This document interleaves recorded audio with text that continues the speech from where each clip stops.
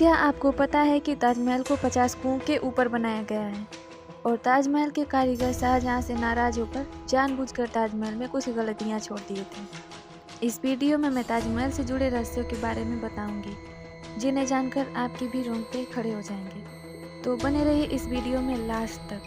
कहा जाता है कि ताजमहल का निर्माण 1631 में शुरू हुआ था और ताजमहल 1653 में बनकर तैयार हुआ था और आज भी इसे निर्माण कुशलता का नमूना कहा जाता है। शोधकर्ताओं का मानना है कि ताजमहल में 1000 से भी ज़्यादा कमरे मौजूद हैं। उनका मानना यह है कि ताजमहल जितना ऊंचा है उतनी ही गहराई तक बना है। जिस ज़माने में ताजमहल को बनाया जाता था उस ज़माने में किले से निकलने के लिए अन्य रास्ते भी बनाए जाते थे। ताजमहल में भी एक ऐसा रास्ता मौजूद है जो कहीं बाहर तक जाता है।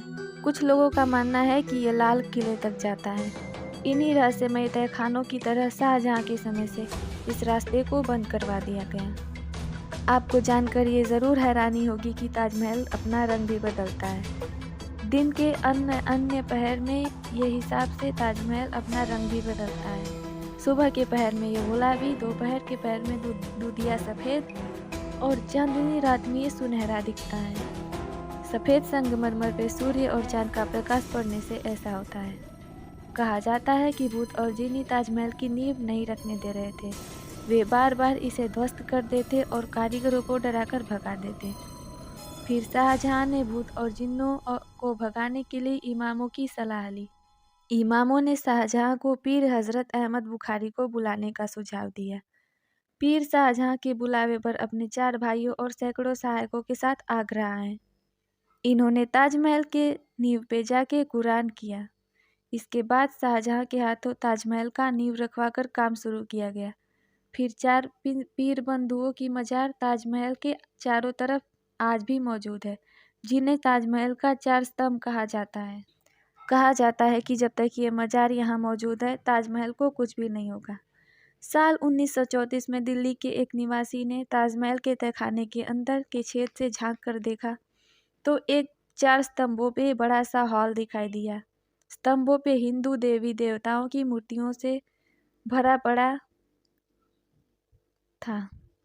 उसके अनुसार एक रोशनदान था जिसे संगमरमर के पत्थर से ढका गया था। ऐसा लग रहा था कि जैसे हिंदुत्व को छुपाने की पूरी कोशिश की गई हो। मानना यह है कि ताजमहल के एक हिंदू मंदिर था जो कि तेजो महल नाम से प्रसिद्ध था।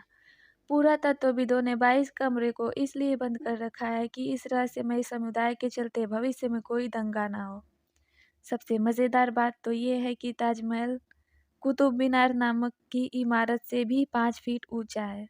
ताज को देखने के लिए एक दिन में ज़्यादा भीड़ इकट्ठी होती है। पूरी दुनिया में किसी इमारत को देखने के लिए इतनी भीड़ इकट्ठी नहीं होती। पूरी दुनिया के हिसाब से ताजमहल को देखने के लिए एक दिन में 12 लोग इकट्ठे होते हैं।